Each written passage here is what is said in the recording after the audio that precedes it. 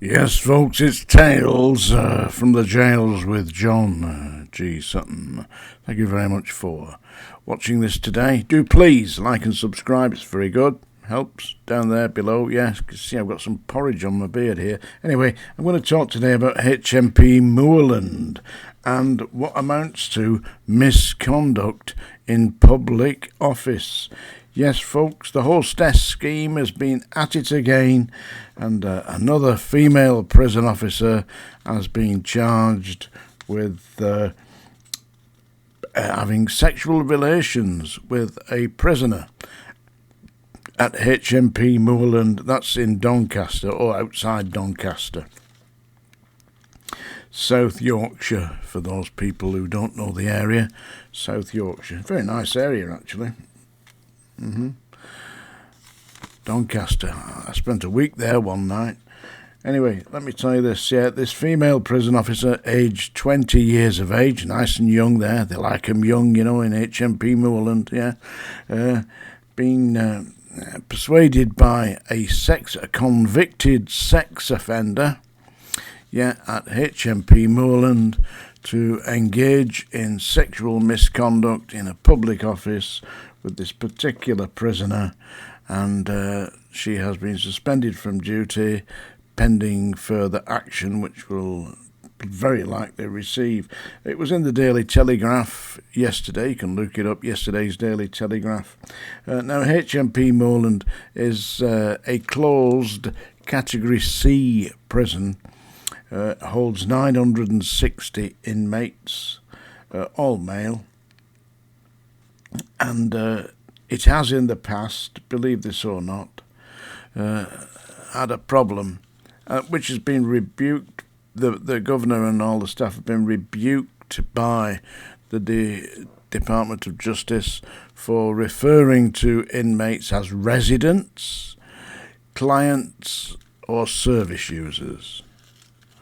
You know, hello, Mr. Jones, would you like to step this way? Yeah, everything all right to your satisfaction? Beds made nicely, yeah? More coffee, more tea? Would you like some, like a boiled egg for breakfast? Yeah? What's wrong with porridge? Yeah, anyway, yeah, so misconduct in public office. I mean, it's hardly surprising, really, is it? It's very well known by the Department of Justice and the Home Office that the hostess system is in absolute disarray. It's a fact that 40% of all prison staff are now female. Did you know that? And the way that they manage the discipline is by having tactical aid groups, intervention groups of 50 male staff, generally speaking, that go into troubled situations. And indeed at HMP Moorland there was a riot, but it's going back 19 years now to 2005, where 40 inmates rioted and set fire to things and generally were basically naughty boys, yeah. But the staff went in then and dealt with it. Staff can't go in now because 40% of them are sitting down to pee. Oops, I'm not a misogynist. I'm not. I've been married 54 years. And I've got a daughter who's a social worker, by the way, so I do believe in female equality, but not in situations like this where it puts everybody at risk. And that kind of behaviour, sexual misconduct in a public office, is definitely putting the staff at risk, because the next thing they're bringing in drugs, they're bringing in mobile phones, who knows what else they're bringing in, and jeopardising the safety of staff. Yeah, there's a series on, I think it's on BBC at the moment. It's still there on BBC iPlayer. Have a look, it's called Time. Yeah, it really is very well done, and it shows how a prison officer can be manipulated, blackmailed, and forced, or effectively forced, into smuggling weapons and drugs into prison. Great Very well done. I think Sean Bean is in it. Yeah, he plays a teacher that's arrested for drunk driving and stuff. It's a good series. It's only a mini series, yeah. And so that's what's been happening at HMP Moorland, just outside Doncaster in South Yorkshire. Female prison officer, aged 20, yeah. Inappropriate relationship with a sex offender. You can imagine it, can't you? Been molesting little children, you know. I'll tell you what. He looks a handsome guy. I'll give him a snog. Disgraceful. What on earth next? Yeah. We don't know what next, do we? Yeah. And I see that murdering maniac who killed a cat, that transgender individual, is being held in a male prison. Gonna have some fun there. Yeah. The world's gone mad, has it not? Seems to have gone mad a little bit to me. Yeah. Oh, by the way, don't forget, on the 25th of March, yeah, that Michael Francesi is in Manchester. He's being promoted by Sean Atwood. And I will be there. I've got tickets to go to the show to see Michael Francesi, the former mafia hitman and the captain of the mafia. Yeah, that's what they called him, yeah. So we'll see what he's got to say. Quite interesting, that. You see, when you join the mafia, you take the oath of omerta. Omerta is silence. So I want to know how Michael Francesi, who is going on a tour of the UK and America, all the rest of it, telling everybody about the mafia, and he's managed not to get himself shot. Seems a bit strange to me. I'm now going to talk to you about my book. By the way, part 3 will be out very shortly. It's with the editorial team at my publishers at the moment. They just go through it for typos, really. That's the song dinger, folks, so if you're of a susceptible nature, you know, slightly nervous, time to go. But in the meantime, for those listening, I'm going to play another extract from my book, HMP Manchester Prison Officer, the first book. This is the Audible book, and the actor reading the book, yeah, is Mr. Turton. Yeah, I'll play you this now. Are you ready? This deals with one of the first times I worked on the block at HMP Wormwood Scrubs. Chapter 8. Hard-boiled inmates. There were days when I was scheduled to work in various units other than C-Wing, and on one such occasion I was allocated a shift in the high-security segregation unit located at the far end of A-Wing.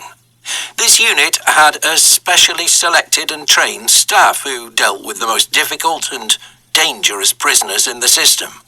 Some of the inmates within the high-security unit were not even identified by name, and the cell cards outside their individual cells displayed only their security rating, i.e. Cat A, E-list. Some inmates, I learned, were considered to be so dangerous they were only unlocked when there was a minimum of 3 strong staff and at least 1 dog handler, with a huge German Shepherd dog present. On this day, I was to be one of the strong staff detailed to be there whenever a certain prisoner without a name was unlocked.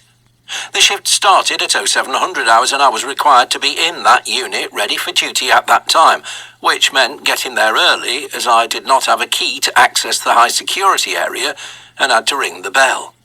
The high security unit at Wormwood Scrubs consisted of 2 landings of cells contained within a heavy-duty razor wire fence that is inside the 16-foot-high walls of the jail.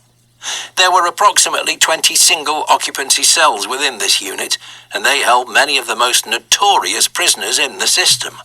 At the time, the inmates included ex-police officers imprisoned for corruption, numerous IRA terrorists, 1 notorious child killer, various violent inmates serving terms of segregation for assaulting staff or other inmates, and the prisoner with no name. I was told to stand by the nameless inmate's cell door and observe the procedure. This started with a one cell at a time slop out and bang up, with two muscular-looking officers standing by each inmate as they went to and from the recess. The last to be unlocked was the unnamed prisoner, and for this, a dog handler had to be brought into the unit. I was really interested to see what was so special about the man behind this door that he had to be so securely guarded. The two muscle-bound jailers came to my side, the dog handler was close by, and then they unlocked him. The man that came out was about 5'6" tall, but broad, with a big barrel chest, close-cropped dark hair, and virtually no neck. His arms were long, and I noticed he had wide, short hands that he kept clenching into fists as he moved slowly along the landing in bare feet.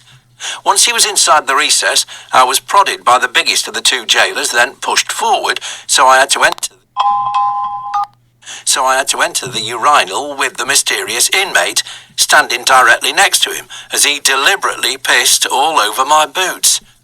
In a language I know to be French, he whispered, "Aimez bien, monsieur." It roughly translates as "piss off, mister." I could hear a somewhat sinister chuckle behind me as this seemed to amuse the two jailers, who'd obviously witnessed the routine before, but I could do nothing about it. Once the unnamed inmate was securely locked behind his door again, there followed what I can only describe as a truly bizarre ritual. The breakfast for the occupants of the high-security unit consisted of cornflakes or porridge with slices of bread, a spoonful of jam, and a hard-boiled egg with a cup of tea. That may seem like nothing unusual, but, and this is where it became really weird, all the hard-boiled eggs had writing on them in bold black marker pen. One said, "Bent Copper," another said, "Child Killer." The staff had written the name of the crimes committed by the inmates of the unit on the eggs. When they came to collect their breakfast, they had to select the egg that matched their crime. I watched as, one by one, each was unlocked, and at the hot plate where breakfast was served, they did indeed take the egg that carried the name of their offence.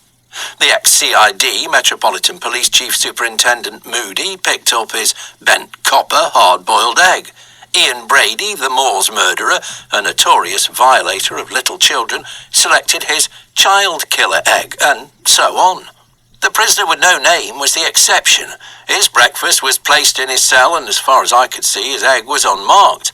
I later asked one of the staff what had happened, if they took the wrong egg, and he just laughed.